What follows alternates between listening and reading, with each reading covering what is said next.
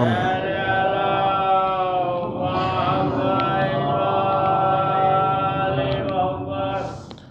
فاتحة. بسم الله على محمد. بسم الله الرحمن الرحيم. الصراط المستقيم.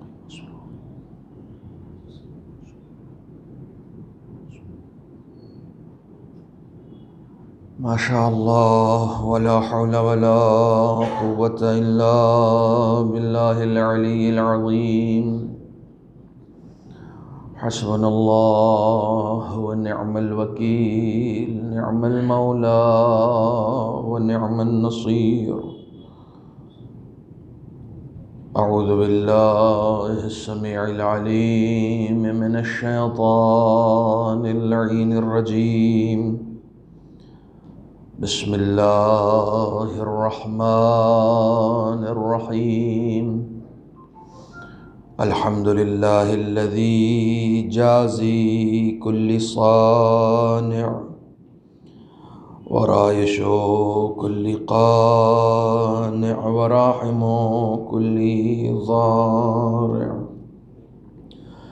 ومنزل المنافع والكتاب الجامع بالنور الساطع، وهو للدعوات سامع وللكربات دافع وللدرجات رافع وللجبابرة قامع، فلا إله غيره ولا شيء يعدله، ليس كمثله شيء وهو السميع البصير اللطيف الخبير، وهو على كل شيء قدير.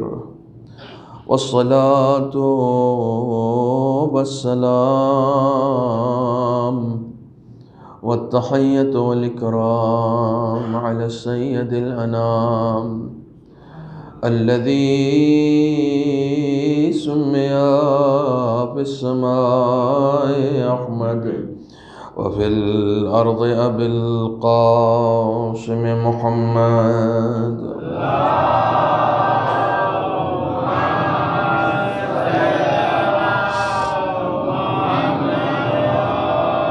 وعلى أهل بيته الطيبين الطاهرين المعصومين الذين أذهب الله عنهم الرجس وطهرهم تطهيرا.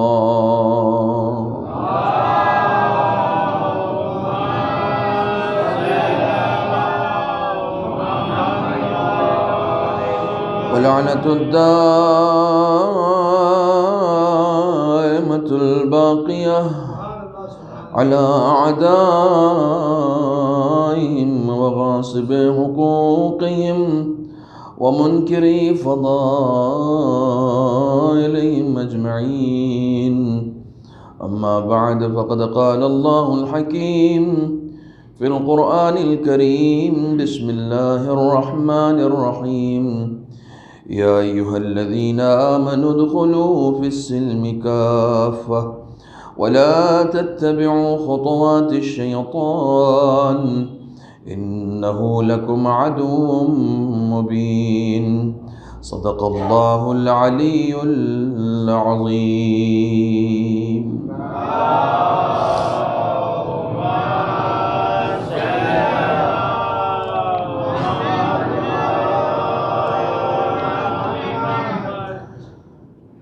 برادران عزیز، شب یکم سفر ہے. جیسا کہ ابھی مغرب کے بعد اطلاع ملی کہ چاند کی تصدیق ہو گئی ہے، لہٰذا میں نے پہلے مرحلے میں یہ سوچا کہ آپ کی خدمت میں یہ اطلاع دے دی جائے.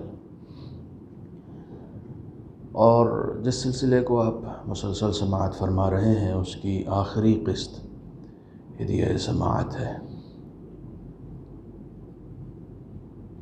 مسلسل 21 محرم الحرام سے ہماری یہ کوشش تھی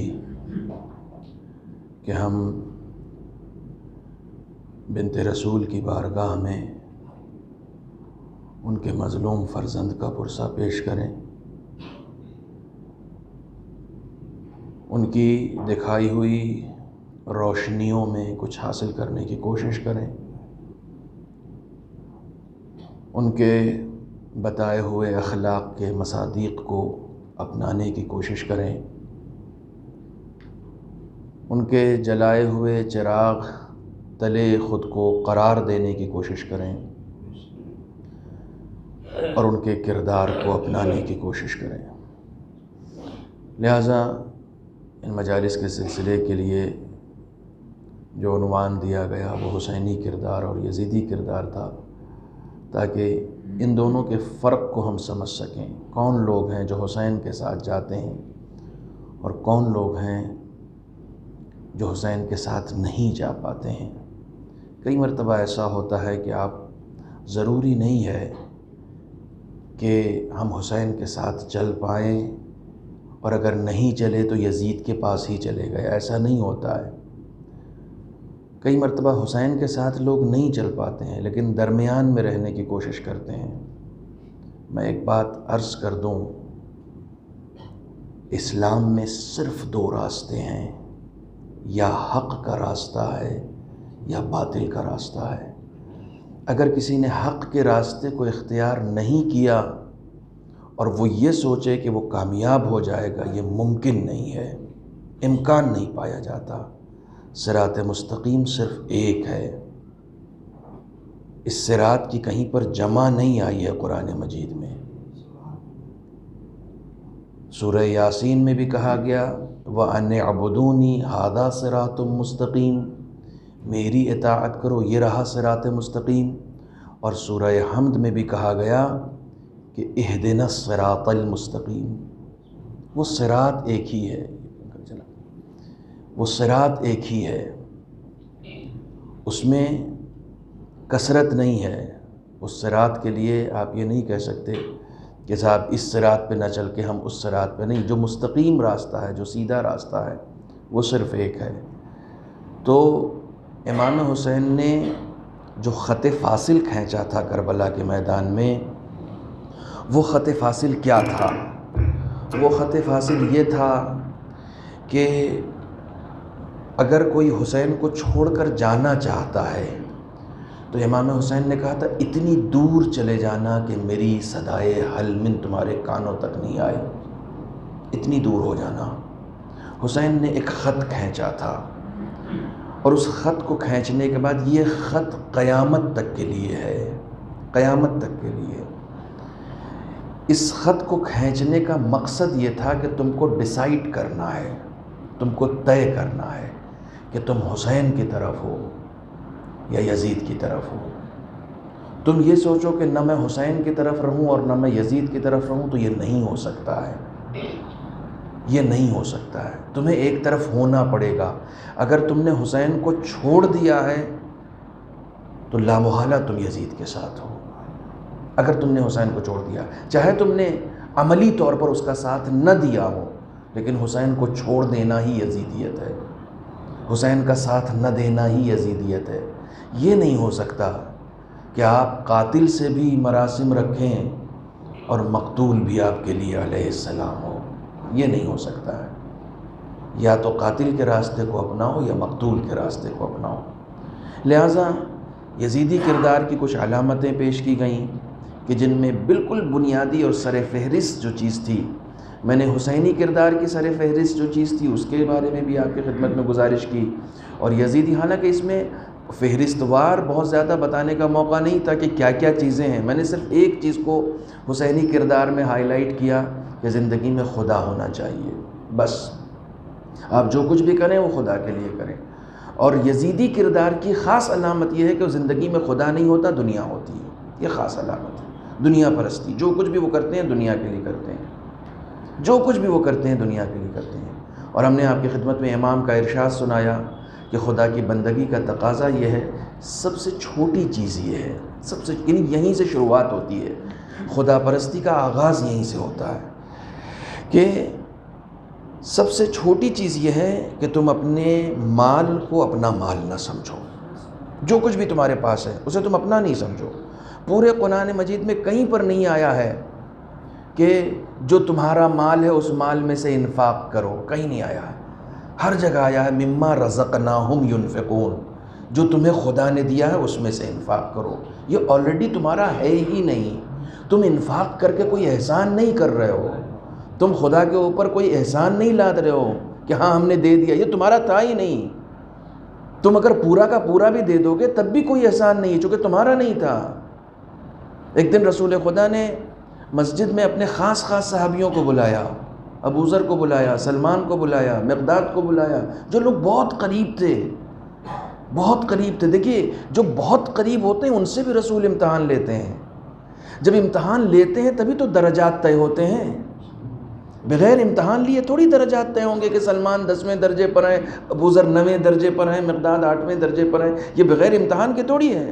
جب یہ انٹرنس ایگزام میں بیٹھے ہیں تب ان کو درجات ملے ہیں کہ انہوں نے 100 میں سے 100 لیا ہے، تم کو 99 ملا ہے، تم کو 98 ملا ہے، مثال کے طور پر۔ یہ آسانی سے نہیں ہوتا، یہ رسول امتحان لیتے ہیں اپنے خاص لوگوں کا۔ اور ایک بات، کل کی مجلس اگر آپ کے پیش نظر ہو تو میں بتا دوں، جو خاص ہوتا ہے امتحان صرف اسی کا ہوتا ہے، اس کے علاوہ کسی کا امتحان نہیں ہوتا۔ جو مردود ہوتا ہے، جو ریجیکٹڈ ہوتا ہے، اس کا کہاں سے امتحان ہوگا؟ آپ مجھے انصاف سے بتائیے، کوئی بیمار پڑ جائے تو 2 طرح کے مریض ہوتے ہیں، ایک وہ کہ جن کو ڈاکٹر دیکھتا ہے، دوا دیتا ہے، آپریشن تجویز کرتا ہے، نہیں آپ رک جائیے، آپ کو یہ دوا دے رہے ہیں، اس سے نہیں ٹھیک ہوگا تو آپریشن کریں گے، وہ چیر پھاڑ۔ کیوں؟ ایک دوسرا مریض آیا کہ اوہ دیکھیے اب آپ زیادہ دن نہیں رہیں گے، آپ کو کوئی دوا نہیں دی جائے گی، آپ جائیے کھائیے پیجیے عیش کیجیے، جتنے دن بچے ہیں اس کو اچھے سے جی لیجیے۔ دونوں مریض ہیں، دونوں ڈاکٹر کے پاس گئے ہیں، ایک کو ڈاکٹر پریشانی میں مبتلا کر رہا ہے، اس کے جسم کو کاٹ رہا ہے، اس کے اوپر پابندی لگا رہا ہے، یہ کھانا، یہ نہیں کھانا، اس وقت سونا، اس وقت نہیں سونا۔ بیمار جب انسان ہوتا ہے ہاسپٹل میں جب جاتا ہے، آپ نے دیکھا ہے نا، ایک کو سوپ دیا جا رہا ہے، ایک کو بنا نمک کا صرف گرم پانی دیا جا رہا ہے، مثال کے طور پر ایک کو تھوڑا سا کھانا دیا جا رہا ہے، ایک کا چاول بند ہے، ایک کی روٹی بند ہے، ایک کا نان ویج بند ہے۔ کیوں؟ یہ سارے مریض تو آپ ہی کے ہیں نا، یہ آپ نے سب کے ساتھ اتنا بھید بھاؤ کیوں کیا ہوا ہے؟ سب کو ایک طرح کا کھانا دینا۔ ڈاکٹر کہے گا آپ جاہل ہیں، سب کو ایک طرح کا کھانا دینا علم نہیں ہوتا ہے، سب کو اس کے مطابق دینا علم ہوتا ہے، جس کا جو حق ہے۔ عدالت کسے کہتے ہیں؟ خدا عادل ہے یا نہیں ہے؟ آپ نے اس کو عادل مانا یا نہیں مانا؟ عادل مانا ہے نا، تو عدالت سب کو برابر دینا نہیں ہے۔ آپ مجلس میں آئے ہیں، دیکھیے میں کہاں سے کہاں نکلتا جا رہا ہوں، پھر آپ مجلس میں آئے ہیں، ٹھیک ہے، یاد رکھیے گا، مجھے یاد دلائیے گا، رسول خدا نے سلمان کو بلایا تھا، مجھے یاد دلے گا، میں پھر وہاں پہنچوں گا۔ آپ مجلس میں آئے ہیں، 10 دن تک میں نے مجلس پڑھی، 9 دن تک پڑھی، ٹھیک ہے، مجلسیں پڑھی، کیا مجلس میں جتنے بھی آنے والے ہیں سب کو برابر ملا ہے؟ نہیں مانا، سب کو برابر نہیں ملا۔ کئی مرتبہ ایسا ہوتا ہے دینے والا جو دے رہا ہے وہ سب کو برابر دے رہا ہے، دینے والا دینے میں کوئی کوتاہی نہیں کر رہا ہے کہ نہیں میں نے خاص توجہ جو ہے فلاں صاحب کی طرف دی ہے، عباس صاحب کو نہیں دیا، علی صاحب کو نہیں دیا، وہ جعفر صاحب کو کم دیا، نہ، سب کو برابر دے رہا ہے۔ لیکن آپ کہہ سکتے ہیں کہ سب برابر لے کر جا رہے ہیں؟ نہیں، سب برابر لے کر نہیں جا رہے ہیں۔ اچھا آپ یہ بھی نہیں کہہ سکتے کہ بچوں کو نہ لے کے آؤ۔ آج میں گیا تھا، میں نے علی اکبر سے کہا کہ تم کل مجلس میں کیوں نہیں آئے تھے، تم آؤ۔ یہ بچہ اپنی ظرفیت کے مطابق لے کر جائے گا، ٹھیک ہے۔ آپ اپنے گھروں سے بچوں کی انگلیاں پکڑ کے، انگلیاں تو دور، جو بچے ابھی چلنا نہیں سیکھتے، مائیں انہیں گودوں میں لے کر کیوں آتی ہیں مجلس میں؟ کل میں نے ایک جملہ کہا تھا نا کہ یہ مجلس حسین ہے، یہاں سے کوئی خالی ہاتھ نہیں جا سکتا ہے، سب کو کچھ نہ کچھ ملے گا، تو کیا برابر ملے گا؟ نہیں، برابر نہیں ملے گا، برابر نہیں آپ یہ نہیں کہہ سکتے اچھا کوئی بزرگ ہے یہاں پر 90 سال کا جو یہ کہے میں مجلس میں جا کے کیا کروں، میں نے تو سب سن لیا، اب مجھے کیا ملے گا؟ نا، وہ 90 سال کی عمر میں بھی مجھ سے ایک دن کہا انہوں نے کہ دن میں مجلس پڑھ دیجئے، کچھ بزرگ نہیں آ پا رہے ہیں، محتاج ہیں، وہ پریشان ہیں، بیمار ہیں، نہیں آ پاتے رات میں، دن میں آ سکتے ہیں، کیوں؟ بے چین ہے مجلس کے لیے، وہ انکار نہیں کر رہے ہیں کہ اب کیا ملے گا مجلس میں نے بہت لے لیا، نہیں، انہیں معلوم ہے بڑھاپے تک ملے گا، ملے گا، برابر نہیں ملے گا، برابر نہیں ملے گا، سب کو ملے گا، بچہ الگ لے کر جائے گا، جوان الگ لے کر جائے گا، بوڑھا الگ لے کر جائے گا، جو ہم عمر ہیں وہ بھی الگ الگ لے کر جائیں گے، جو جس کو ملے گا وہ لے کر جائے گا۔ توجہ فرمائیے گا، خداوند عالم جب یہ آسمان سے بارش ہوتی ہے نا تو پانی تو برابر برستا ہے نا، جو دریا کو ملتا ہے کیا تالاب کو وہی ملتا ہے؟ پتہ نہیں میری بات پہنچی یا نہیں پہنچی۔ جو دریا کو ملتا ہے تالاب کو کتنا ملے گا؟ نہیں صاحب کم ملے گا۔ دریا کو کتنا ملے گا؟ اچھا کوزے کو کتنا ملے گا؟ آپ دینے والے پر بلیم کر سکتے ہیں کہ معبود یہ کون سی بات ہوئی، دریا کو اتنا دیا، تالاب کو اتنا کم دیا، حوض کو کم دیا اور کوزے کو سب سے کم دیا؟ وہ کہے گا نہیں، میں اپنی عدالت میں حقیقت میں سب کو برابر دے رہا ہوں، لینے والا اپنی اپنی ظرفیتوں کے مطابق لے رہا ہے، جو جیسا ظرف لے کر آتا ہے وہ اتنا لے کر جاتا ہے۔ صلوات پڑھ دیں محمد و آل محمد پر۔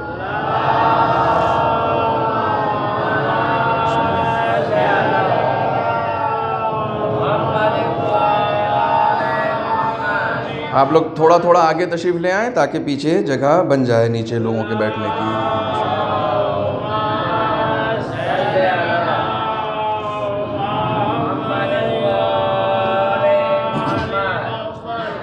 ایک اور صلوات پڑھیں محمد و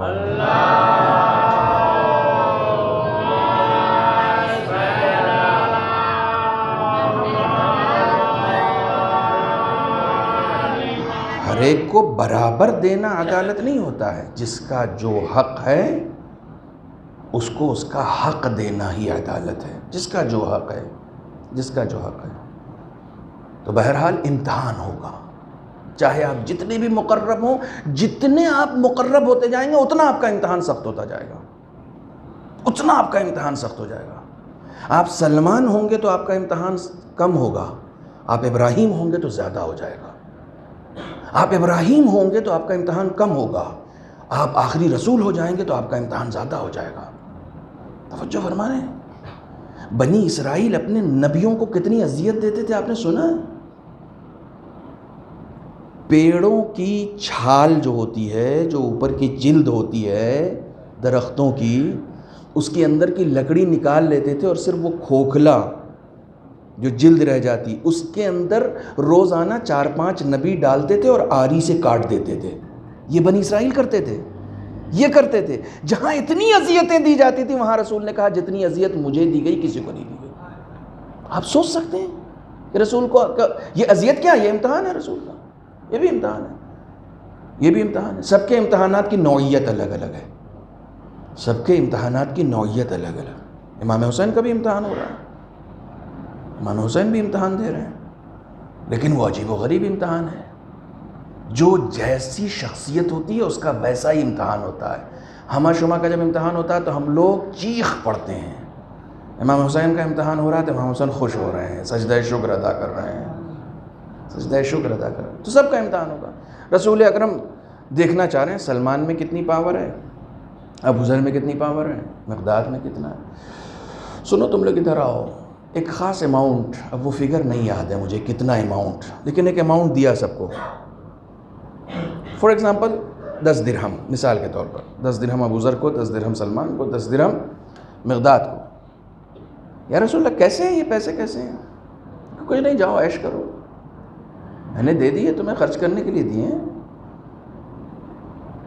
میں نے خرچ کرنے کے لیے دیے، اب رسول دے، توجہ فرما رہے ہیں، اور صحابی کو دے تو خوشی سے نہیں لے گا، بالکل خوشی سے لے گا، بالکل خوشی سے، خوشی خوشی لیا تھا. کہا یا رسول اللہ ہمارے اپنے ہو گئے. کہا تمہارے اپنے ہیں، جاؤ. میں نے دے دیا. 3 دن گزر گئے پیسے دیے ہوئے. 3 دن کے بعد رسول نے اپنی ڈھال، سپر جو لوہے کی ہوتی ہے جس میں کانٹے نکلے ہوتے ہیں، اسے دھوپ میں رکھ دیا. صبح سے جب دھوپ نکلی نا، عرب کی چلچلاتی دھوپ، اسے دھوپ میں رکھ دیا. صبح سے جیسے ہی دھوپ نکلی ویسے ہی اس کو دھوپ میں رکھ دیا گرمیوں میں، یہاں تک کہ ظہر کا وقت آیا اور صاحب جسے کہتے ہیں سورج سوا نیزے پر، اور وہ لوہا گرم ہو گیا بالکل. مسجد میں آئے، نماز ہو گئی ظہر کی. رسول اکرم نے کہا مقداد جاؤ اس پہ کھڑے ہو جاؤ.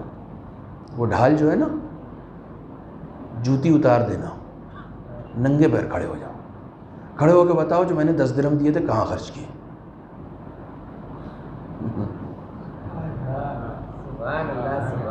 بتاؤ کہاں خرچ کیے. یہ جو مجلسیں ہیں نا، یہ مجلسیں جو ہیں وہ تربیتی کیمپ ہیں. ٹھیک ہے، یہ تربیتی کیمپ ہیں. یہیں پر آ کے ہم کو چیک کرنا ہے اپنے آپ کو. وہاں رسول نے مسجد کو تربیتی کیمپ بنا دیا تھا، چیک کرنا ہے. جاؤ کھڑے ہو، بتاؤ کہاں خرچ کیا. اب مقداد کھڑے ہو، پیر جل رہا ہے، ننگے پیر بھی رہنا ہے، کانٹے بھی نکلے ہوئے ہیں، گرم بھی ہے. یا رسول اللہ آپ نے دیا تو وہ اتنے کا قرضہ تھا اور میں نے اتنا قرضہ ادا کیا اور گھر کے راشن لے کر آیا اور فلانا آیا اور بچے کو یہ ضرورت تھی اور وہ ضرورت تھی، اور پیر تو جل گیا تھا. حساب دیتے دیتے پیر جل گیا. حساب دے، کہیں کوئی فضول خرچی نہیں تھی، کوئی فضول، سارے واجب خرچے تھے، سارے واجب خرچے تھے، کوئی غلط خرچہ نہیں تھا. مقداد 8ویں درجے پر ہے، غلط خرچہ کرے گا؟ سب واجب خرچے تھے. بہت اچھے، ویری گڈ، شاباش، آ جاؤ. ابو ذر جاؤ. ابو ذر کھڑے ہوئے. اب انہوں نے بھی حساب دینا ہے. وہ بیوی کو اتنا دیا اور گھر میں اتنا خرچ ہوا اور باہر اتنا خرچ ہوا اور فلانا یہ ہوا اور وہ ہوا، دے آئے. اور بھی لوگ تھے، سب نے اپنے اپنے طریقے سے حساب دیا. سب کا حساب صحیح تھا، کسی نے کوئی فضول خرچی نہیں کی تھی. لیکن ٹائم تو لگا نا. سلمان جاؤ. ایک پیر ڈھال پہ رکھا اور دوسری طرف سے دوسرا پیر زمین پر رکھ کے اتر گئے، یہ کہتے ہوئے کہ آپ نے مسجد میں دیا تھا، میں نے باہر ایک فقیر کو دے دیا. That's all.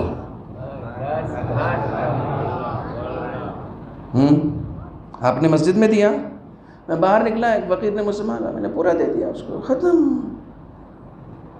رسول نے کہا حساب تو سب نے دیا، جتنا آسان حساب سلمان نے دیا کسی نے نہیں دیا. حساب تو ہونا ہے نا، حساب تو. اپنے حساب کو آسان بناؤ، اپنے حساب کو آسان بناؤ.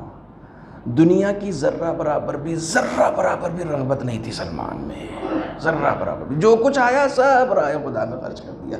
ابو ذر بھی ایسے ہی تھے، لیکن ایک درجہ تو تھا نا، ایک درجے کا فرق تو تھا نا. شاید ابو ذر نے اس میں سے تھوڑا سا دیا تھا، سلمان نے پورا کا پورا دے دیا. رسول خدا نے کہا یہ میں نے صرف اس لیے کیا ہے تاکہ میں تم کو بتا سکوں کہ میدان محشر میں خداوند عالم نے تم کو جو کچھ بھی دیا ہے ان میں سے ایک ایک پائی کا حساب لے گا. یاد رکھو کس طریقے سے خرچ کرنا ہے، کہاں خرچ کرنا ہے، خدا کو بتانا پڑے گا، تمہیں حساب دینا پڑے گا. تم یہ مت سوچو کہ بنا حساب کے تم آگے بڑھ جاؤ گے. میں یہ حساب اس لیے لے رہا ہوں تاکہ عادت رہے، مگر میرے حساب میں اور خدا کے حساب میں فرق ہے. میں نے صرف اتنا پوچھا ہے کہ کہاں خرچ کیا، خدا یہ بھی پوچھے گا لائے کہاں سے تھے اور کہاں خرچ کیا. جو فرما رہے ہیں خدا کا آدھا نہیں ہے. ہم نے تو یہ پوچھا نا، کہا تم کو معلوم ہے ہم نے دیا تھا، ہم نے یہ نہیں پوچھا کہاں سے لا. خدا یہ بھی پوچھے گا کہاں سے آیا تھا، چیک کیا تھا، صحیح ہے نہیں ہے، حلال ہے حرام ہے، شبہ ناک ہے شبہ ناک. مومن وہ ہوتا ہے جو شبہ ناک یعنی اس میں کنفیوژن ہے کہ پتہ نہیں یہ حلال ہے یا نہیں ہے، تھوڑا سا ڈاؤٹ فل ہے. شبہ ناک یعنی ڈاؤٹ فل. مومن ڈاؤٹ فل پیسے کو بھی ہاتھ نہیں لگاتا، نہیں چھوتا، نا ڈاؤٹ ہے اس میں، ڈاؤٹ ہے. ایک بات یاد رکھیے، اگر اپنے آپ کو پاکیزہ بنانا ہے، یہ حدیث ہے، یہ حدیث ہے کہ جو اپنے آپ کو پاکیزہ بنانا چاہتا ہے صرف 2 جگہوں کو پاک کر دے، اپنی دکان کو اور اپنے دسترخوان کو۔ مطعمہ و مکسبہ، اس کی لفظ آئی ہے حدیث میں، چونکہ حدیث مجھے پوری یاد نہیں ہے لیکن یہ 2 ورڈ یاد رکھیں، مطعم اور مکسب۔ مطعم یعنی دسترخوان یا جہاں کھانا بنتا ہے، اور مکسب یعنی جہاں سے کمائی کر رہے ہو، دونوں جگہ کو پاک کر دو، پاک کر دو۔ پاک کر دو گے تم پاکیزہ ہوتے چلے جاؤ گے، کیونکہ دنیا پرستی ان کے یہاں ہوتی ہے جن کے جسم میں حلال غذا نہیں جاتی ہے، ان کے یہاں دنیا پرستی۔ دنیا داری اچھی چیز ہے، دنیا داری تو ہماری زندگی کا حصہ، ہم دنیا ہی میں رہ رہے ہیں، ہم دنیا ہی میں رہ رہے ہیں۔ کوئی آئے گا تو ہمیں اس کو چائے بھی پلانا پڑے گا، اس کو اچھے سے گلاس میں پانی بھی دینا پڑے گا، اس کی اچھی خاطرداری بھی کرنی پڑے گی، اسے دنیا داری کہتے ہیں۔ دنیا داری بہت ثواب کا کام ہے، دنیا پرستی بری چیز ہے۔ میں ان چیزوں میں خرچ کروں جس میں تھوڑا سا نام ہونا، بورڈ پہ نام ہونا چاہیے، فلاں صاحب کی طرف سے، کیا کہتے ہیں آپ کے یہاں کھانا کھلانے کو؟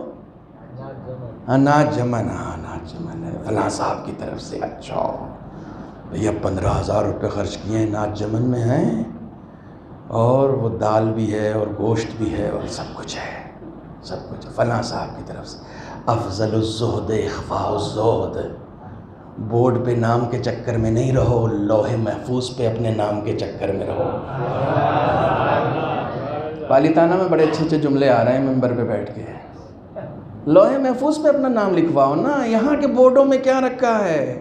کوئی بھی آ کے مٹا جائے گا، لوح محفوظ کی تحریر کہیں نہیں مٹتی ہے۔ لوح محفوظ کی تحریر کہاں ملتی ہے؟ سب کو یہ خوبی تقدیر کہاں ملتی ہے؟ لوح محفوظ چاہیے نا۔ صلوات پڑھیں محمد والے۔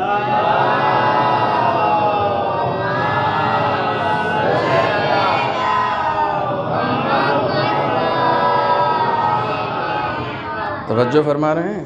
یہ حساب کتاب ہے، دنیا پرستی سے دور کرو اپنے آپ کو اگر چاہتے ہو کہ اہل بیت کی قربت ہو۔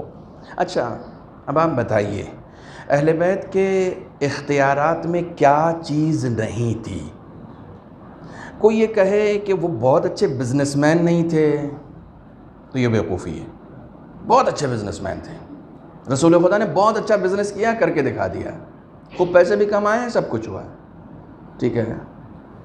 کوئی یہ کہے کہ صاحب ان کے پاس جو ہے وہ کوئی خاندانی وراثت نہیں تھی تو یہ بھی بیوقوفی والی باتیں ہیں۔ جس کے اجداد خانہ کعبہ کے برسوں متولی رہے ہوں، جن کے اجداد کا اتنا لوہا رہا ہو کہ جب کبھی اسلام آنے سے پہلے کی بات کر رہا ہوں میں، اسلام آنے سے پہلے کی سنو، ولایت علی رکھنے والوں علی کے باپ کا قصیدہ سنو، علی کے باپ کا قصیدہ سنو۔ جب اسلام آیا نہیں تھا اس وقت بھی جب کفار آپس میں لڑتے تھے نا تو علی کے باپ کے پاس آتے تھے، کہتے تھے ابو طالب ایک ریکویسٹ ہے، کہ کیا؟ ہم لوگوں کے درمیان لڑائی ہو رہی ہے، تم ہماری پارٹی میں آ جاؤ۔ کہا اس سے کیا ہوگا تمہاری پارٹی میں؟ ابھی اسلام آیا نہیں کہیں دور دور تک۔ کہا نہیں تم نہ لڑنا نہ کچھ بولنا، کچھ نہیں، بس ہماری فوج جا رہی ہے، تم آگے آگے چلنا، تم اس فوج میں رہنا۔ کہا اس سے کیا ہوگا؟ کہا ہمارے مد مقابل والے میں یہ دھمک ہی کافی ہے کہ ابو طالب ہمارے ساتھ ہے۔ بھئی اتنی سی بات کافی ہے۔ حیدری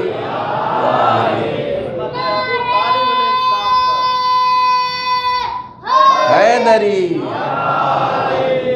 یہ اس کو میں لے کے آیا ہوں خاص طور پہ، آج یہ آیا نہیں تھا نا کل۔ خدا ہمارے قوم کے بچوں کو سلامت رکھے۔ صرف تم ہماری طرف رہو، سامنے والے کو یہ پتہ چل جائے ابو طالب ان کی طرف ہے، یہ خوف، یہ دبدبا، یہ خوف، اللہ اکبر۔ تو اہل بیت کے پاس سب کچھ ہے، کسی چیز کی کمی تھوڑی ہے، لیکن کیوں فقیری پہ افتخار کیوں ہے؟ الفقر فخری، فقیری ہمارا افتخار ہے، افتخار ہے فقیری۔ بیٹا مسجد میں بیٹھ کر لوگوں کو دسترخوان کے دسترخوان کھلا رہا ہے، باپ گھٹنوں سے توڑ کے روٹیاں کھا رہا ہے۔ یہ سب سن چکے ہیں نا، سن چکے ہیں نا۔ جو آتا تھا سب دے دیتے تھے امام حسن۔ امام حسن خوب پیسے والے تھے جی، امام حسن بڑے مالدار تھے۔ ان کی مالداری کے لیے اتنا ہی کافی ہے کہ جو شخص 1400 سال پہلے اس دنیا سے چلا گیا ہو، اس کا دسترخوان آج تک بچتا ہو، اس سے زیادہ مالدار کون ہوگا؟ اس سے زیادہ بھی کوئی مالدار ہو سکتا ہے؟ آج تک دسترخوان بچتا ہے، آج تک قوم ان کے نام پہ کھا رہی ہے، آج تک کھا رہے ہیں ہم ان کے نام پر، آج تک کھا رہے ہیں۔ ہماری تو جسم کا، ہمارے گوشت اور خون جو ہے وہ امام حسین کا تبرک کھا کے بڑا ہوا ہے، اس میں رشد وہیں سے آیا ہے۔ فقیری کیوں اتنی پسند ہے؟ فقیری کیوں اتنی پسند ہے؟ کیونکہ فقیری، بھوک، دنیا سے دور رہنا، دنیا کا خیال اس کے ذہن میں آتا ہے جس کے ذہن سے ایک لمحے کے لیے بھی خدا ہٹے، اسی کے ذہن میں تو آئے گا نا کہ ہاں یہ بھی ہے۔ نہیں، بقوت لا یموت، جتنا خدا نے دیا ہے اس پر شکر ادا کرو، اس پر شکر ادا کرو۔ اسے ہماری فقہی زبان میں کہہ لیا جائے یا اسلامی زبان میں کہہ لیا جائے، قناعت کہتے ہیں۔ کیا کہتے ہیں؟ قناعت۔ قناعت یعنی جو مل گیا الحمدللہ، شکر ہے خدا کا، شکر ہے خدا۔ کبھی بھی کسی کے سامنے بھی اپنی پریشانی کا اظہار مت کرو۔ کامیابی کا ایک راز بتا رہا ہوں تمہیں، کبھی کسی کے سامنے، کیونکہ اگر کسی کے سامنے بھی اپنی پریشانی کا راز تم نے کھول دیا تو خدا اپنے ہاتھ روک لیتا ہے۔ اچھا اس کے سامنے بولا، ٹھیک ہے جاؤ، ہے نا۔ جو جس سے بہت محبت کرتا ہے، جو جس سے بہت محبت کرتا ہے، وہ چاہتا ہے اپنے سارے راز صرف مجھ سے بولے۔ کسی اچھا تم نے اس سے بول دیا کٹی، ہے نا، تم نے اس سے بول دیا میرے رہتے ہوئے۔ خدا کو یہ بات بری لگتی ہے کہ اپنے فقر کا بھی اظہار کسی کے سامنے کرو، اپنے فقر کا بھی اظہار کسی کے سامنے نہیں۔ کوئی شخص مانگنے والا تھا تو امام سید سجاد نے اس کا ہاتھ پکڑا اور ہاتھ پکڑ کے کہا، تجھے ایسا دروازہ نہ دکھاؤں کہ جہاں سے کبھی کوئی خالی ہاتھ نہیں واپس آتا۔ کہا خدا سے مانگ، خدا سے مانگ، اپنی زندگی میں برکت بھی خدا سے مانگ، ٹھیک ہے۔ میں خاص طور پر یہ بات کہہ رہا ہوں چونکہ گجرات میں بہت سارے لوگ آتے ہیں، کوئی مریض ہے، کوئی فلانا ہے، کہ بیٹی کی شادی ہے، فلانا۔ بند کریں یہ سب، بند کریں۔ میں یہ نہیں کہہ رہا ہوں کہ انفاق بند کریں، جو لوگ اپنا روزگار اس سے چلا رہے ہیں اس کو بند کریں، اور پہچانیں جو واقعی مدد کے حقدار ہیں، صرف ان کی مدد کریں، اور خوب کریں، خوب کریں، اور خوب چھپا کے کریں، بغیر بتائے کریں۔ اس دنیا کو لہو و لعب کہا گیا ہے۔ وما ہذہ، قرآن پڑھ رہا ہوں میں، وما ہذہ الحیات الدنیا الا لعب و لہو، کھیل ہے، تماشا ہے، تفاخر ہے، یہ سب قرآن ہے۔ تفاخر ہے، فخر کرنے کی جگہ ہے، اولاد کو کثیر بنانا، مال کی کثرت، سب یہی دنیا، اس کے علاوہ کچھ نہیں۔ ہم لوگ یہی سب سوچتے ہیں۔ دنیا کی طمع جب تک دل سے نہیں نکلے گی، حسین دل میں نہیں آ سکتا، حسین دل میں نہیں آ سکتا۔ میں بار بار یہی کہہ رہا ہوں، میں بار بار یہی کہہ رہا ہوں، میں پھر سے یہی کہہ رہا ہوں، یہ کیسے ممکن ہے کہ کوئی ممبر پر حسین بتانے کے لیے بیٹھے اور دنیا کے لیے بیٹھے؟ یہ کیسے ممکن ہے؟ تم حسین بتانے آئے ہو اور دنیا کی بات کر رہے ہو، تمہیں دنیا چاہیے؟ تمہیں معلوم ہی نہیں ہے کہ پوری دنیا حسین کے قدموں میں ہے۔ تم ایک بار حسین سے کنیکٹ ہو کے دیکھو نا، رابطہ مضبوط بناؤ اپنا، کنیکشن۔ جس وقت تم کنیکٹ ہو جاؤ گے پھر بے نیاز ہو جاؤ گے۔ کنیکشن بہت ضروری ہے، کنیکشن بہت ضروری ہے۔ آپ کو بہت ہی یعنی ایک بالکل زندہ مثال دوں اپنے سامنے کی، اپنی موجودہ مثال، حال فی الحال کی ایک صلوات پڑھ دیں آپ محمد وعلى محمد۔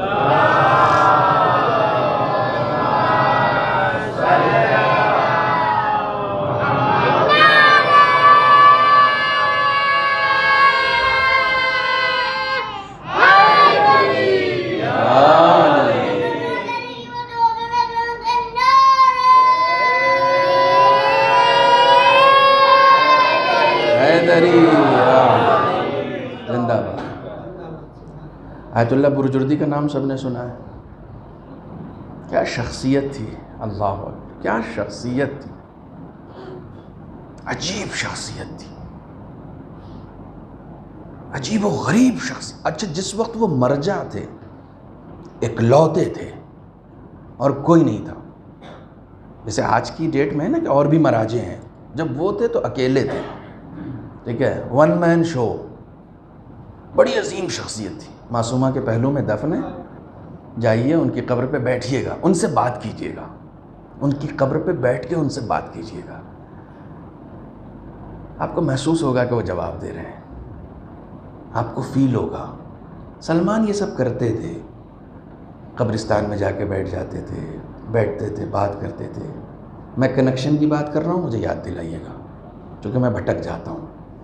سلمان یہ سب کام کرتے تھے، قبرستان میں گئے، بیٹھ گئے، السلام علیکم، کوئی ہے؟ ہم لوگ دروازہ کھٹکھٹاتے ہیں نا گھر کا، جا کے کوئی ہے بھائی؟ وہ قبرستان میں قبر کھٹکھٹاتے تھے، ہیلو کوئی ہے؟ علیکم السلام، سلمان کیسے ہو؟ قبر سے 1 منٹ باہر آؤ، تم سے کچھ باتیں کرنی ہیں. سلمان مجھ سے کیسے، موت کیسے آئی تھی، کیا ہوا تھا؟ سلمان وہ منظر مت پوچھو، موت کا منظر مت پوچھو. میری موت تو ایسی آئی تھی، یہ بتانے والے، یہ روایت نقل کر رہا ہوں، میری موت ایسی تھی کہ جیسے کسی نے قینچی سے میرے جسم کے ٹکڑے ٹکڑے کر دیے ہوں. اللہ اکبر. عبرت، عبرت. سلمان یہ سب عبرت کے لیے پوچھتے تھے. دنیا پرستی ایسے ہی جاتی ہے اندر سے، ایسے ہی جاتی ہے. سنتے رہیے. بہلول ایک دن قبرستان میں بیٹھے ہوئے تھے. قبرستان بہت پرانا تھا، کھوپڑیاں باہر آ گئی تھیں. قبر کے باہر لوگوں کی کھوپڑیاں پڑی. بہلول نے کھوپڑیوں کو اٹھایا، کسی میں بالو بھرتا ہے، کسی میں مٹی بھرتا ہے، کبھی خالی کرتا ہے. دیوانہ ہے نا، لوگوں کی نگاہوں میں دیوانہ ہے. لوگوں نے کہا کیا کر رہے ہو سلمان؟ کہا دیکھ رہا ہوں اس میں امیر کون تھا، غریب.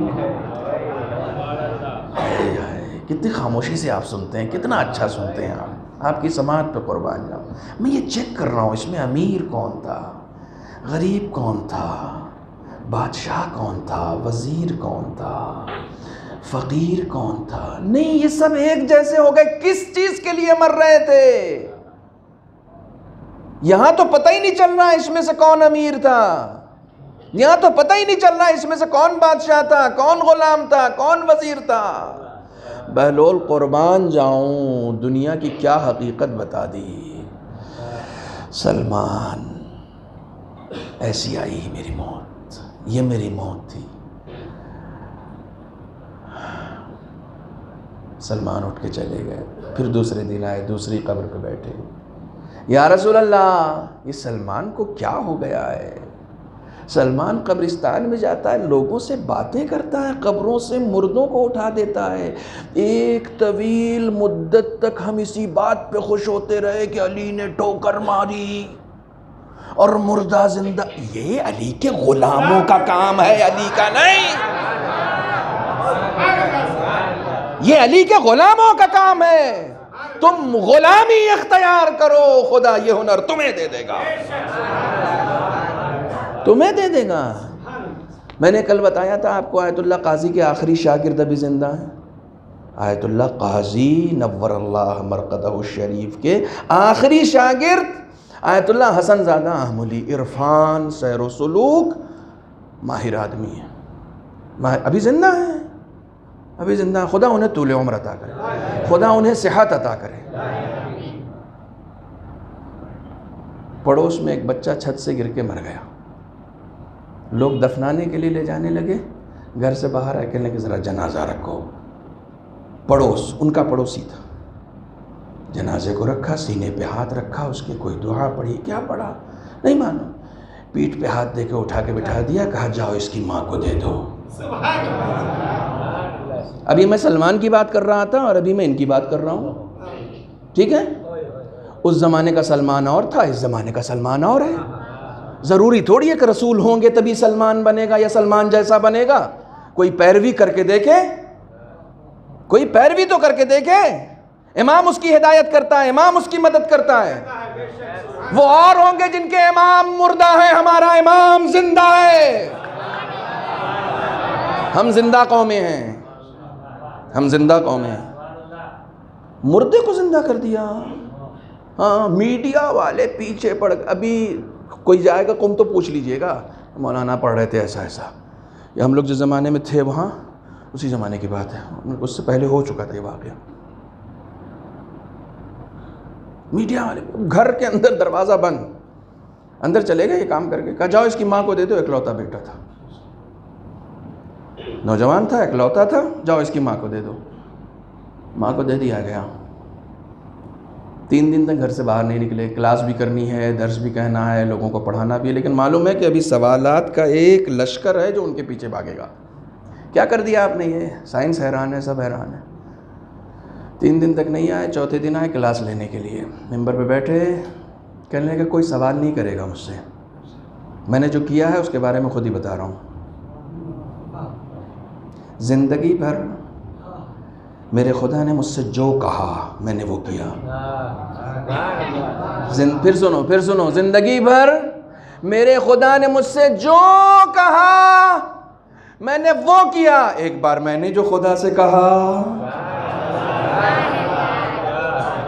اس نے وہ کر دیا. یہ کوئی مشکل کام نہیں ہے, یہ سب یہ علی کی غلامی سے مل جاتا ہے. یا علی یا علی یا علی مدد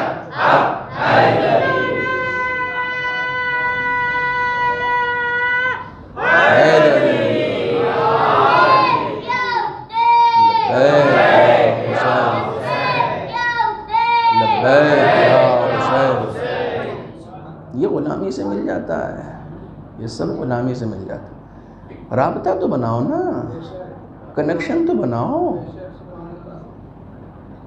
تمہارا کیا کنیکشن ہے, تمہارا کیا رابطہ ہے تمہارے امام سے؟ تمہارا امام ہے نہیں, زندہ ہے نا, تو کنیکشن ہے یا نہیں ہے؟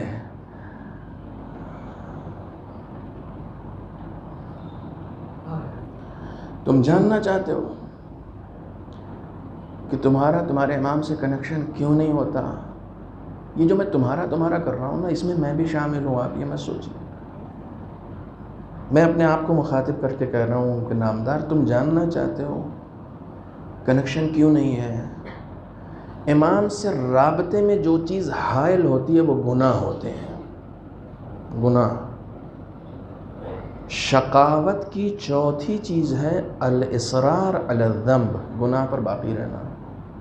خدایا ہمیں گناہوں کی سے حقیقی توبہ کی توفیق عنایت فرما. پالنے والے گناہوں سے ہمیں دور کر دے,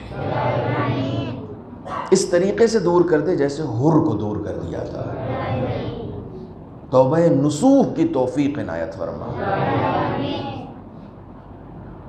خدا آپ سب کی دعاؤں کو قبول کرے.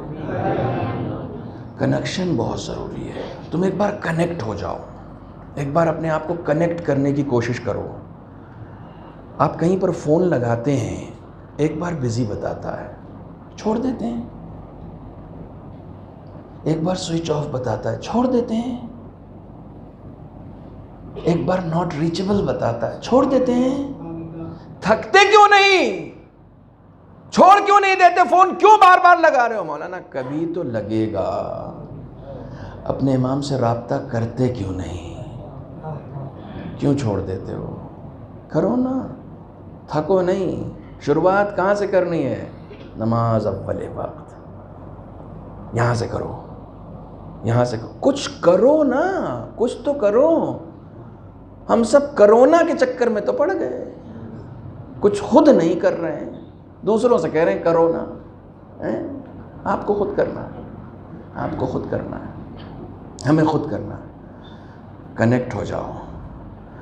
آیت اللہ پروجردی کے استاد مرزا جہانگیر قشقائی, نہ ان کے نام کیا گیا آیت اللہ لکھا جاتا ہے نہ مولانا لکھا جاتا ہے, کچھ نہیں, بس مرزا جہانگیر قشقائی. آپ کو نام یہ عجیب نہیں لگ رہا ہے؟ نام بھی عجیب لگ رہا ہے. یہ کون صاحب ہیں؟ ڈھونڈیے گا تو گوگل پہ کہیں نہ کہیں فوٹو مل جائے گی ان کی.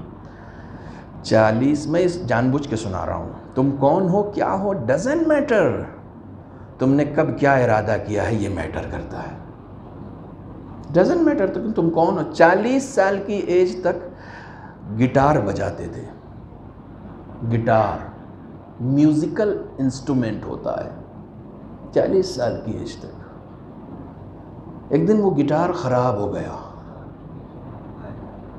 لے کے باہر نکلے. چوراہے پر ایک صاحب بیٹھے تھے، بزرگ تھے، کہنے لگے گٹار کہاں بنتا ہے؟ ذرا سا بھی موقع ملے نا ہدایت کر دو، ذرا سا بھی کہیں پر بھی موقع ملے ہدایت کر دو. گٹار کہاں بنتا ہے؟ انہوں نے کہا اگلے چوراہے سے مڑو گے نا تو وہاں بنتا ہے. اور جانے لگے. کہنے لگے سنو، ایک جگہ اور ہے جہاں آدمی بھی بنائے جاتے ہیں. آدمی بگڑتے بھی ہیں. انہیں وہیں پر احساس ہوا کہ آدمی بھی تو بگڑتے ہیں، صرف گٹار تھوڑی بگڑتا ہے. تو فوراً ان سے پوچھا آدمی کہاں بنائے جاتے ہیں؟ کہ ادھر سے نکلو گے نا تو فلاں جگہ ایک مدرسہ ہے، وہاں آدمیوں کی تربیت کی جاتی. وہیں گٹار پھینک دیا. کہا گٹار کبھی بنوا لیں گے، پہلے آدمی تو بن جائیں. 40 سال کی ایج میں آ کے مدرسے میں داخلہ لیا. گھر والوں کو خط لکھا کہ جب تک میرا ٹارگٹ پورا نہیں ہو جائے گا میں واپس نہیں آؤں گا. اس عمر میں خدا کی بارگاہ میں توبہ کیا، علم حاصل کرنا شروع کیا، تقوی حاصل کیا، پرہیزگاری حاصل کی، خدا سے قرب حاصل کیا. کنیکٹ ہو گئے، اتنے بیسٹ کنیکٹ ہو گئے، اتنا زبردست کنیکٹ ہو گئے کہ ایک شاگرد کا نام بروجردی ہے. ایک شاگرد کا نام بروجردی ہے. آپ حیران ہوتے ہیں کون ہو تم، کیا ہو، ڈزنٹ میٹر، کوئی فرق نہیں پڑتا ہے. آپ اپنے رابطے کو مضبوط کریں، کنیکشن مضبوط بنائیں خدا سے. میری مجلسوں کا ٹاپک ہی یہی رہتا ہے، میری مجلسوں کا عنوان ہی یہی رہتا ہے، چونکہ شاید سب سے زیادہ مجھے اسی چیز کی ضرورت ہے، سب سے زیادہ مجھے اسی چیز کی ضرورت رہتی ہے. صلوات پڑھیں محمد و آل محمد.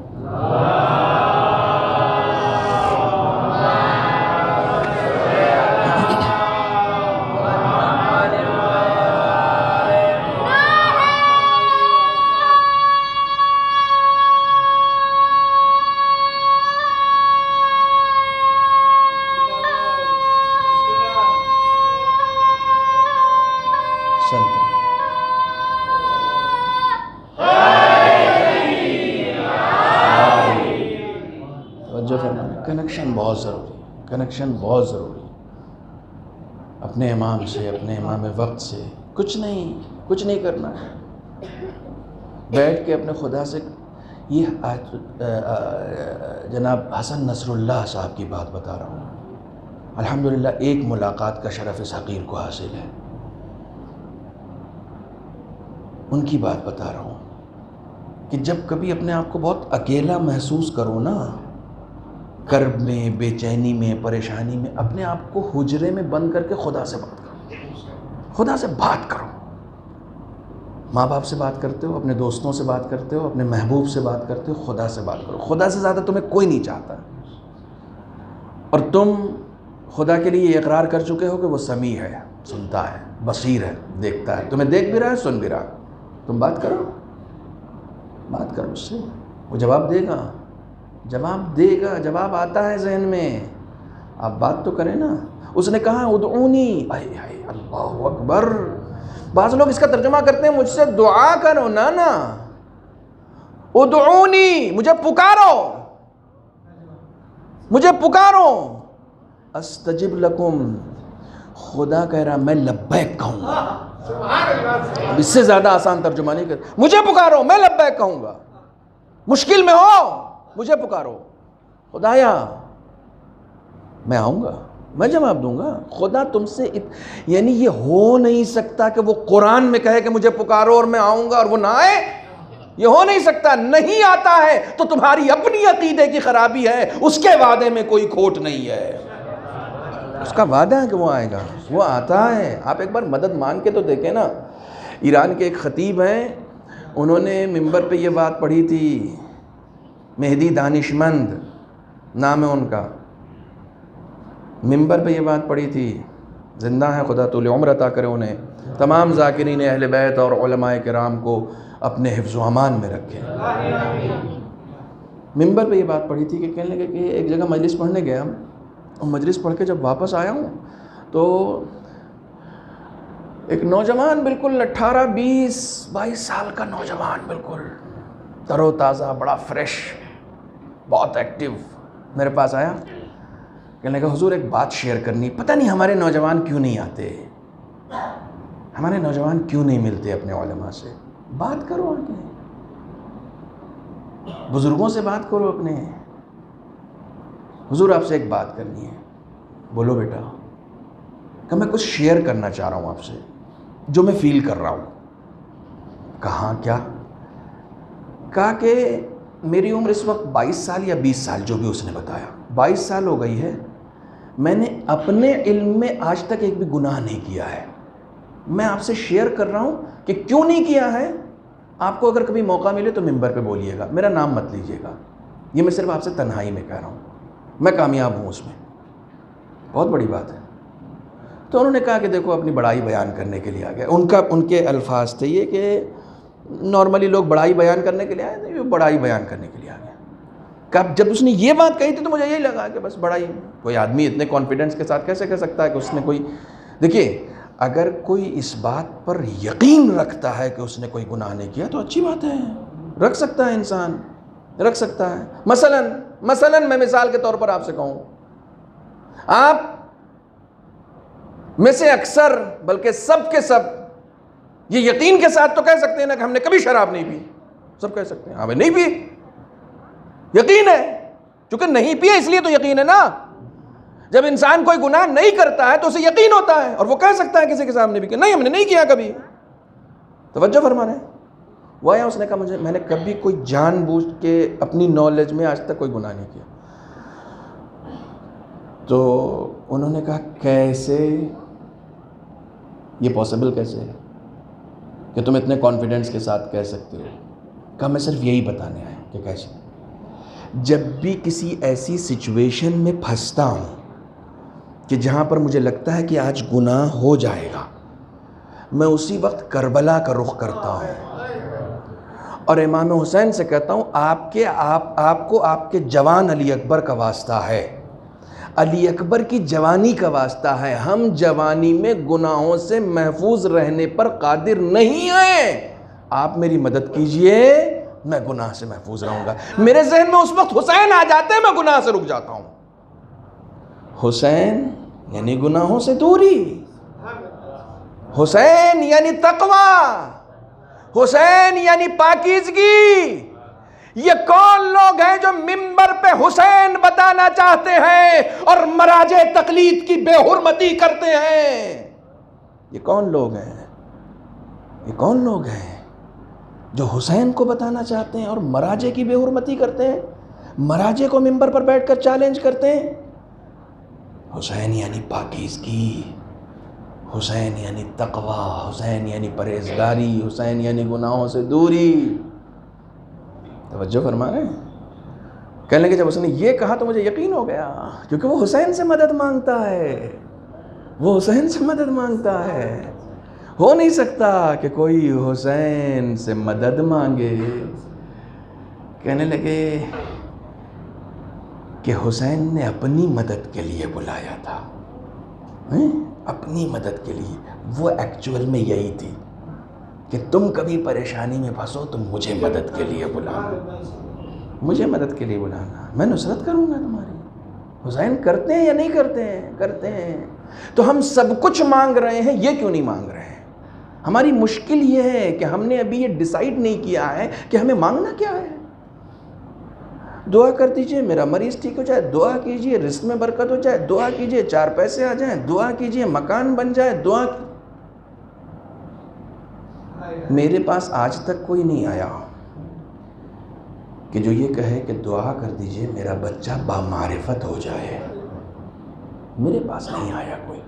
دعا کر دیجئے کہ ہم جب بھی اس دنیا سے اٹھیں علی کے سچے شیعہ بن کے اٹھیں۔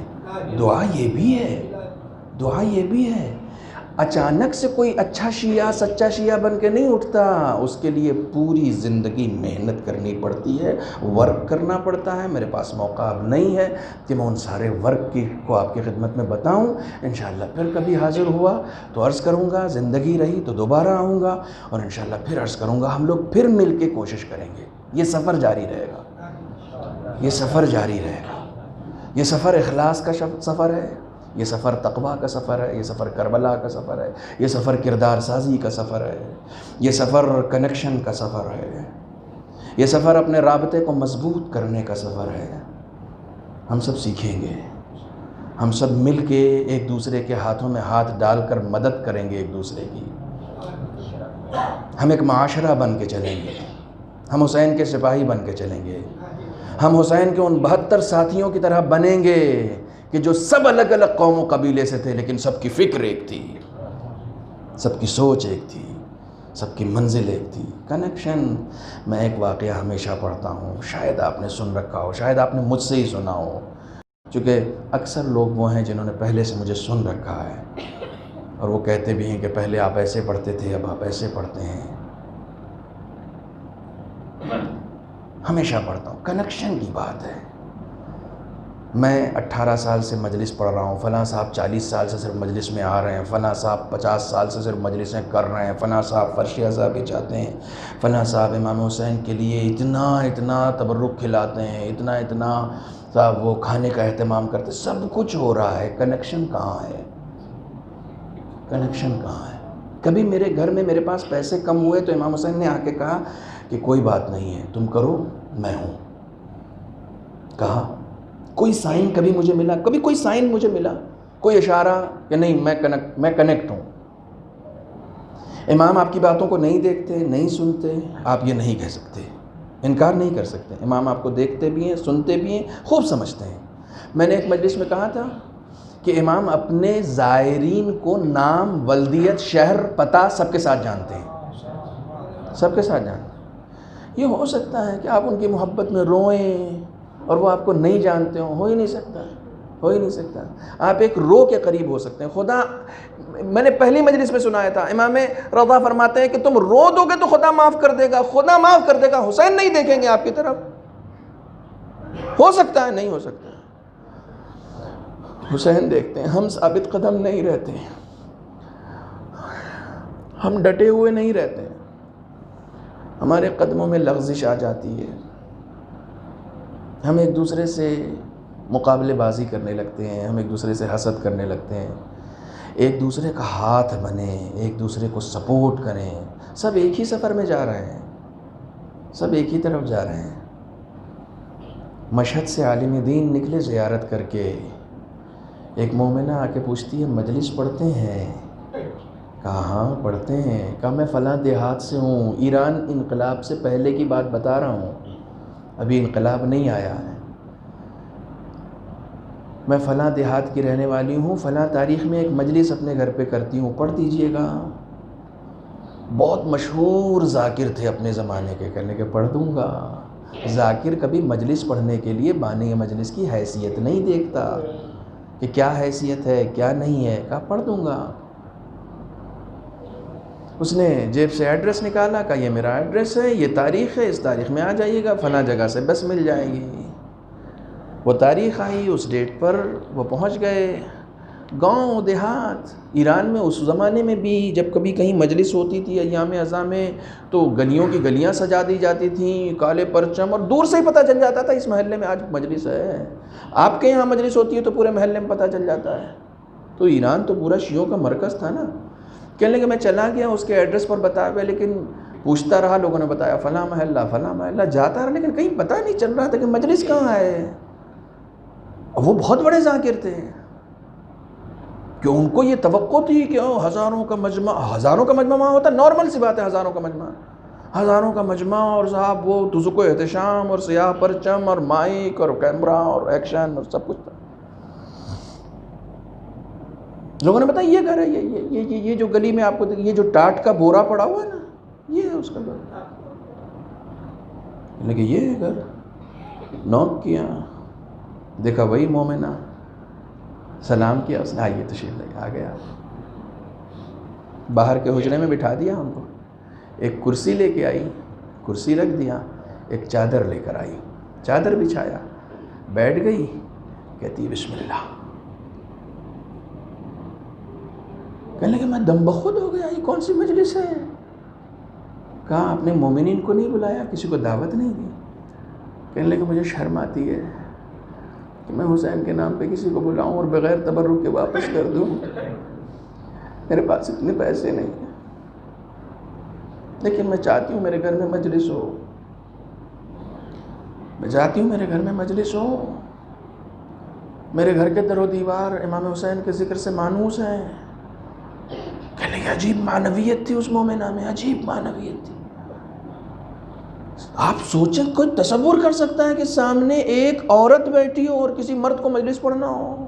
یہ امکان ہے؟ کہنے کو بیٹھ گئی حجاب میں، مجھ سے کہنے لگی پڑھیے، تو میں کیا پڑھتا ہوں مجلس اس وقت؟ کہنے کہ کوئی پڑھنے کے لیے کچھ ایسے حالات تو تھے نہیں۔ بہرحال میں ممبر پہ بیٹھا، میں نے بس مصائب پڑھے اور خوب گریا ہوا۔ کہنے کہ میں نے بھی گریا کیا، اس نے بھی خوب گریا کیا، مجلس میں خوب گریا ہوا۔ اس کے بعد اس نے میرے ہاتھ پہ کچھ سکے رکھے، کہنے لگے سال بھر جمع کرتی ہوں اس مجلس کے لیے، جو تھا میں نے سب دے دیا آپ کو۔ انہوں نے تعارف کیا، تکلف کیا، نہیں آپ رکھیے اس کو، کہا نہیں یہ آپ ہی کے لیے رکھا ہے، اگلے سال پھر یہ تاریخ یاد رکھیے گا۔ تو انہوں نے کہا وعدہ کرنا تو مشکل ہے، انہیں اس سے کہا نہیں، دل میں سوچا کہ وعدہ کرنا تو مشکل ہے، اب اس طرح کی مجلس کون پڑھے گا؟ کنیکشن کی بات ہو رہی ہے، اس طرح کی مجلس کون پڑھے گا؟ نہ کوئی نہ سننے والا ہو، نہ کچھ، نہ کوئی مجلس کا کچھ لگے تو کہ مجلس ہو رہی ہے۔ امام حسین کی نظر اس طرح کی مجلسوں پہ نہیں ہے جس طرح کی مجلسیں ہم سوچ رہے ہوتے ہیں کہ یہ مجلس ہوئی، ہاں یہ ہوئی مجلس، نہ تمہاری ہوئی ہے، حسین کی نہیں ہوئی ہے۔ حسین کی مجلس کچھ اور ہے۔ وہ مجلس جو تمہیں خوش کر دے ضروری نہیں کہ وہی حسین کو بھی خوش کر رہی ہے۔ میرے جملوں کو یاد رکھنا، ضروری نہیں ہے کہ وہی حسین کو بھی خوش کر دے، نہیں، تم کوشش یہ کرو کہ ایسی مجلس کروں جو حسین کو خوش کر دے، جو حسین کو راضی کر دے۔ میں کوشش کروں کہ میں وہ پڑھوں جو حسین کو راضی کر دے۔ کہنے کہ میں نے وعدہ تو نہیں کیا، میں نے کہا انشاءاللہ دیکھا جائے گا۔ چلا آیا، 1 سال بیت گیا۔ کہنے کہ جب وہ تاریخ آئی تو مجھے یاد تھا، میں بھولا نہیں تھا، وہ تاریخ نہیں بھولا تھا، لیکن مجھے جانا ہی نہیں تھا، میں سو گیا۔ سرکار سید الشہداء نے مجھے جگایا خواب میں آ کر کہ اتنے بڑے ذاکر ہو گئے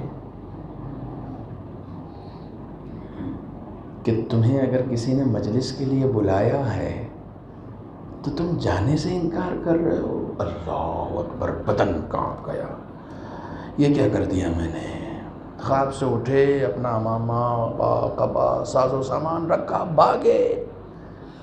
بھاگے بس اسٹینڈ کی طرف، بس پکڑا، اس گاؤں میں گئے، دیہات میں گئے، ہانپتے۔ دیکھیے واقعہ یہاں ختم ہو جاتا تو میں کبھی نہیں سناتا، واقعہ اس سے آگے میں کبھی نہیں سناتا۔ ہانپتے کانپتے اپنے آپ کو دوڑاتے ہوئے پہنچایا اس مومنہ کے گھر پہ، دروازہ کٹکھٹایا تو اس مومنہ نے دروازہ کھولا۔ یہ رو رہے ہیں، یہ روئیں گے نا، یہ تو روئیں گے، یہ رو رہے ہیں۔ مومنہ ہنس رہی، وہ ہنس رہی، پھر یہ آ گئے، آئے نہیں نا جب تک ڈانٹ نہیں پڑی۔ اللہ اکبر، میں اتنے سال سے مجلس کر رہا ہوں، میں امام حسین سے کنیکٹڈ نہیں ہوں، میں اتنے سال سے مجلس پڑھ رہا ہوں، میں امام حسین سے کنیکٹ نہیں ہوا ہوں۔ وہ مومنہ اپنے گھر میں ایک آدمی میں مجلس کرتی ہے، کنیکٹڈ ہے۔ امام نے بتا دیا تمہارا ذاکر نہیں بھی آئے گا تو میں بھیجوں گا۔ تم کس مصیبت میں پھنسا چکے ہو خود کو کہ تم سوچتے ہو ذاکر انکار کر دے گا تو تمہارے یہاں کی مجلس نہیں ہوگی؟ نہیں، مجلس کی ذمہ داری حسین کی ہے۔ تم اپنے طور پر اہتمام کرو نا، دنیا داری سے دور ہٹاؤ ان مجلسوں کو، پاکیزہ بناؤ، حسین کو خوش کرنے کی کوشش کرو،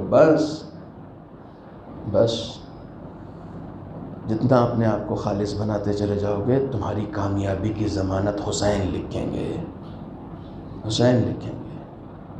خدایا ہمیں ان باتوں پر عمل کرنے کی توفیق عنایت فرما۔ بس کنیکٹ ہونا بہت ضروری ہے، رابطہ ہونا بہت ضروری ہے، اور اس رابطے میں جو چیز حسین کے قریب کرتی ہے وہ دنیا پرستی سے دور رہنا ہے۔ جتنا اپنے آپ کو دنیا پرستی سے دور رکھیں گے، یقین جانیے جو میں سوچ کر آیا تھا وہ میں نے ابھی شروع بھی نہیں کیا ہے، لیکن اب پھر انشاءاللہ کسی موقع سے عرض کروں۔ مجلس ہو چکی ہے مکمل۔ دنیا پرستی سے جتنا اپنے آپ کو دور کرتے چلے جائیں گے اتنا حسین کے قریب ہوتے چلے جائیں گے، اتنا حسین مہربان ہے۔ حسین سے زیادہ مہربان حسین اس گھرانے کے ہیں جس گھرانے کے لوگ اپنے قاتلوں کو معاف کر دیتے ہیں، اس گھرانے کے ہیں۔ اپنے قاتلوں کے ہاتھوں سے رسیاں کھلوا دیتے ہیں، شربت کا جام پیش کرتے ہیں۔ میں نے پڑھا تھا آپ ہی کے درمیان کہ شمر مولا کائنات کی فوج میں تھا، لڑتا تھا، سب کچھ تھا، لیکن اسی مولا کائنات کی حکومت کے ہی زمانے میں کسی جرم میں گرفتار بھی ہو گیا تھا اور مولا کائنات ہی کی قید میں بھی تھا۔ یہ سب ہسٹری ہے، یہ سب تاریخ ہے۔ قید میں تھا جس زمانے میں مولا کائنات کی حکومت تھی، کوفے میں قید میں تھا۔ اب ظاہر سی بات ہے جو علی کے ساتھ لڑ چکا ہو، جنگوں میں کمانڈر رہ چکا ہو، علی کی عدالت یہ ہے کہ علی کبھی یہ دیکھتے ہی نہیں کہ کس نے کیا کیا ہے، کون کیا ہے، بس یہ۔ اگر ابھی تم مجرم ہو تو چاہے تم نے میری مدد کی ہو، تم صفین میں لڑ کے علی کی مدد نہیں کر رہے تھے، خدا کی کر رہے تھے۔ خدا کے رہو گے تو علی کے رہو گے، سمپل ہے۔ جرم کیا ہے، کرائم کیا ہے، اریسٹ کروایا مولا کائنات نے، قید میں ڈال دیا۔ ایک دن دربان سے پوچھتا ہے علی آتے ہیں قید خانے میں دیکھنے کے لیے؟ کہاں آتے ہیں؟ فلاں دن آتے ہیں۔ کہا اب آئے ہیں نا علی تو مجھے بتانا، میں ملاقات کرنا چاہتا ہوں شمر۔ کہا مجھے بتانا۔ دربان نے بتایا کہ علی آئے ہیں مبارک ہو اور بچوں کے ساتھ آئے ہیں۔ کوفہ ہے، یہ کوفہ ہے، بچوں کے ساتھ کا مطلب آپ یہ مت سمجھیے امام حسن امام حسین چھوٹے ہیں، کوفہ ہے، یہ صاحب اولاد ہو چکے ہیں، یہ لوگ شادی شدہ ہیں۔ کہا اپنے شہزادوں کے ساتھ آئے ہیں۔ کہا ذرا سا ان سے بول دو میں ملنا چاہتا ہوں، قید میں ہے، میں ملنا چاہتا ہوں۔ ٹھیک ہے۔ دربان گیا، مولا کائنات سے کہتا ہے کہ شمر آپ سے ملنا چاہتا ہے۔ بادل ناخواستہ امام نے کہا کہ میں آتا ہوں۔ گئے تو دونوں شہزادے بھی ساتھ ساتھ۔ کہتا آقا میں بچی ہوئی زندگی اب آزاد گزارنا چاہتا ہوں، میں چاہتا ہوں کہ آپ کے حضور معافی مانگوں اور کہوں کہ مجھے معاف کر دیجئے، مجھے آزاد کر دیجئے، میں آزاد زندگی گزارنا چاہتا ہوں۔ مولا کائنات نے کہا نہیں، تمہیں ابھی سزا کاٹنی۔ آگے بڑھ گئے۔ اس نے امام حسن کا دامن تھاما، کہا آپ سفارش کر دیجئے، آپ کی سفارش تو آپ کے بابا کبھی نہیں ٹالیں گے، آپ سفارش کر دیجئے۔ امام حسن نے کہا بابا نے منع کر دیا ہے، میں کیسے سفارش کروں، نہیں کر سکتا۔ امام حسن آگے بڑھ گئے۔ اس نے امام حسین کا ہاتھ پکڑ لیا۔ سنو کرم، سنو حسین کا کرم۔ اس نے امام حسین کا ہاتھ پکڑ لیا،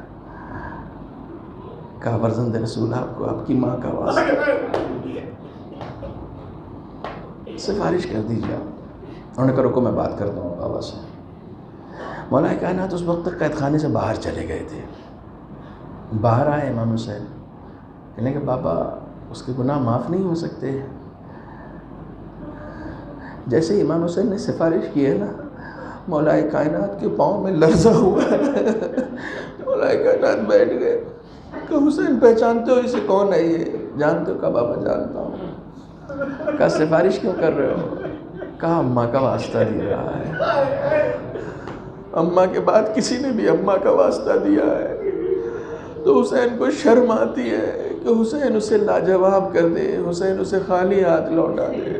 حسین شمر پر اتنا مہربان ہے، آپ پر اور ہم پر کتنا مہربان ہوگا۔ کیا ہم یہ سوچ سکتے ہیں کہ حسین ہم پر مہربان نہیں ہوگا؟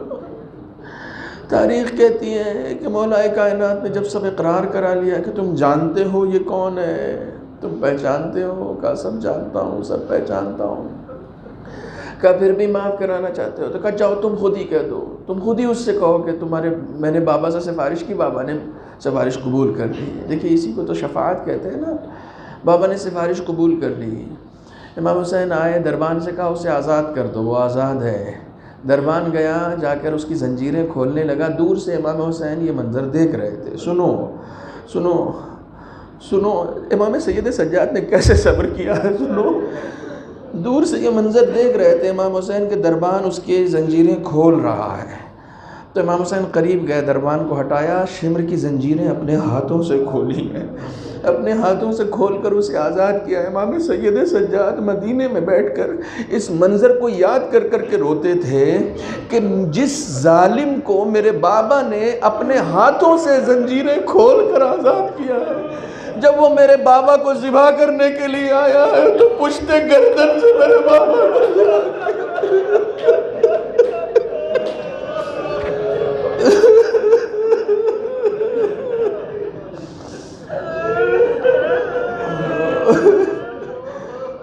پشت گردن سے میرے بابا کو ذبح کیا ہے۔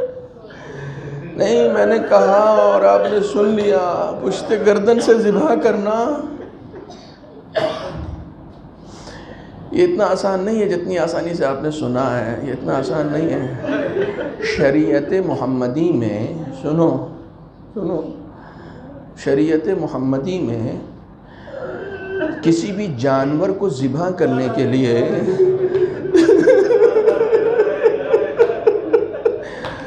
حکم یہ ہے کہ اس کو سامنے کے حصے سے ذبح کیا جائے، پشت کے حصے سے ذبح نہ کیا جائے۔ آقا کیوں سامنے کے حصے سے کیوں؟ کہا رگیں جتنی بھی ہیں نا، حیات کی رگیں جتنی بھی ہیں وہ سب سامنے ہوتی ہیں۔ جب سامنے سے جانور کو ذبح کیا جاتا ہے نا تو جسم کا جتنا خون ہے وہ فوراً نکل جاتا ہے، موت آسانی سے واقع ہوتی ہے۔ جانوروں کو بھی سامنے سے ذبح کیا جاتا ہے۔ شمر نے میرے بابا کو پشت گردن سے ذبح کیا تاکہ تڑپ تڑپ کے میرے بابا کی جان۔ اللہ اکبر، اللہ اکبر۔ خدا آپ کی آوازوں پر اپنی رحمتوں کا نزول کرے۔ نہیں، آج روئیے نا، کل کا دن وہ ہے کہ جس دن اہل حرم دربار شام میں داخل ہونے والے ہیں۔ اللہ اکبر۔ اس واقعے کو امام نے اپنی آنکھوں سے دیکھا ہے نا۔ جب بھی بازار سے گزرتے تھے تو پوچھتے تھے، کسی بھی قصاب پہ نظر پڑ گئی، پوچھتے تھے پانی پلا دیا تھا وہ اتر کے آ جاتا تھا، آقا آپ شرمندہ کیوں کرتے ہیں، ہم مسلمان ہیں، ہم جب بھی جانور ذبح کرتے ہیں پانی پہلے پلاتے ہیں۔ کہا لیکن جنہوں نے میرے بابا کو ذبح کیا وہ مسلمان ہیں۔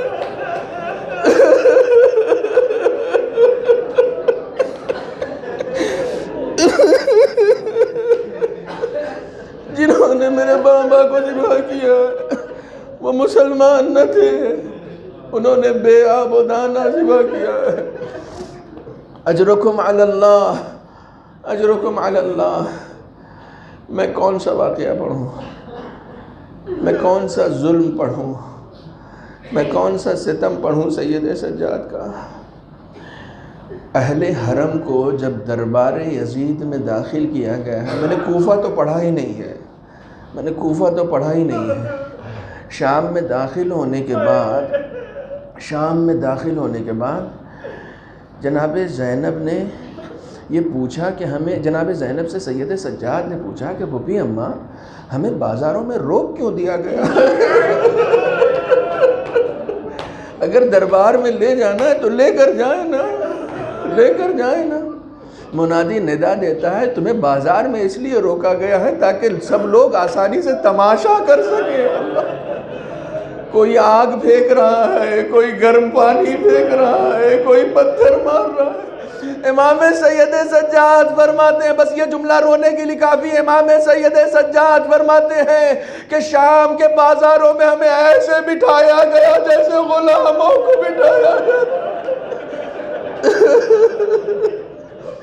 جیسے غلاموں کو بٹھایا جاتا تھا۔ اللہ اکبر، اللہ اکبر۔ 40 قدم کا فاصلہ ہے، صرف 40 قدم کا فاصلہ ہے، بازار سے دربار تک کا 40 قدم کا فاصلہ۔ ایک تھوڑے سے لمحے میں آدمی اگر چاہے تو دربار تک پہنچ سکتا۔ آپ جانتے ہیں جناب زینب اور سید سجاد نے اس سفر کو کتنی دیر میں طے کیا ہے؟ ایک اذان کے بعد دوسری اذان ہو گئی تھی۔ اتنا لوگوں کا ازدحام تھا تماشا کرنے والوں کا کہ اونٹ چل نہیں پاتے تھے۔ اللہ اکبر، اللہ اکبر۔ بس ایک منظر سن لیجئے دربار کا، بس مجلس ختم ہو گئی۔ ایک منظر سن لیجئے، جناب فضہ کو یہ ذمہ داری سونپی تھی، جناب فضہ کو یہ ذمہ داری سونپی تھی کہ زینب کا خیال رکھنا۔ اللہ اکبر، اللہ اکبر۔ کہاں پر؟ شام میں۔ شام میں یہ ذمہ داری کیوں سونپی گئی تھی؟ کہ جس وقت جناب زینب کو قتل کرنے کا ارادہ کیا یزید نے، آپ کو معلوم ہے اس وقت جناب فضہ سامنے آ گئی، اے یزید ایسی کوئی جرأت بھی نہ کرنا جب تک فضہ زندہ ہے، زینب کی طرف ایک قدم بھی کوئی نہیں بڑھا سکتا۔ اور ایک مرتبہ وہ جو سیاہ فام حبشی غلام تلواریں لیے کھڑے تھے، 100 سے زیادہ ان کی تعداد تھی، ان سے کہا تمہیں شرم نہیں آتی؟ تمہارے قبیلے کی ایک خاتون تمہارے یزید کے دربار میں بیان کر رہی ہے اور تم تلواریں لیے کھڑے ہو۔ انہوں نے تلواریں نکالی، یزید خبردار، جو فضہ کی طرف دیکھا زینب نے اپنا سینہ پیٹ لیا۔ اے بھیا حسین، اس دربار میں فضہ کے چاہنے والے ہیں، زینب کا کوئی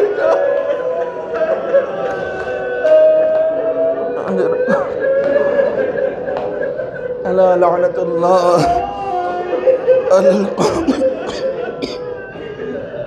وسيعلم الذين ظلموا أي منقلب ينقلبون۔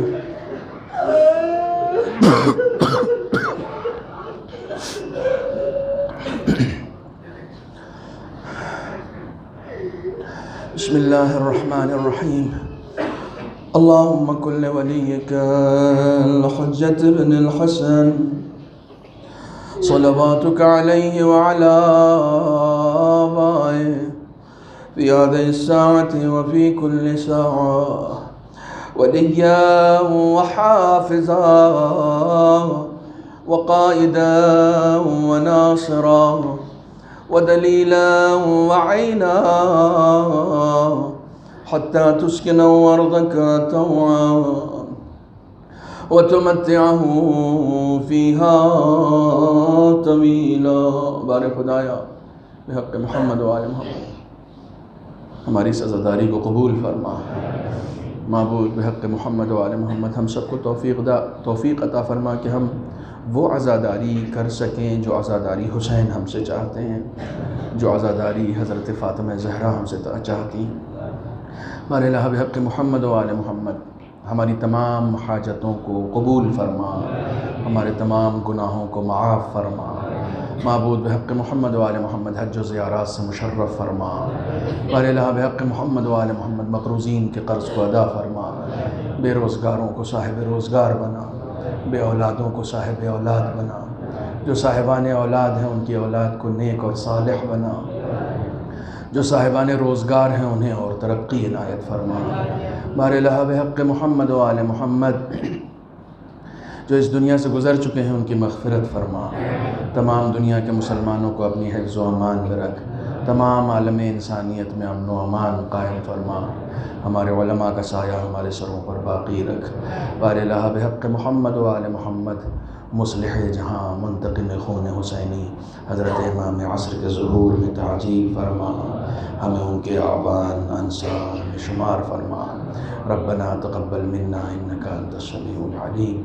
آپ حضرات سے گزارش ہے ایک مرتبہ سورہ حمد اور 3 مرتبہ سورہ توحید کی تلاوت فرما کر تمام شہدائے کربلا، شہدائے راہ اسلام کی ارواح طیبہ کو ہدیہ کریں اور ساتھ ہی ساتھ تمام مومنین و مومنات کے روح کو ایصال فرمائیں۔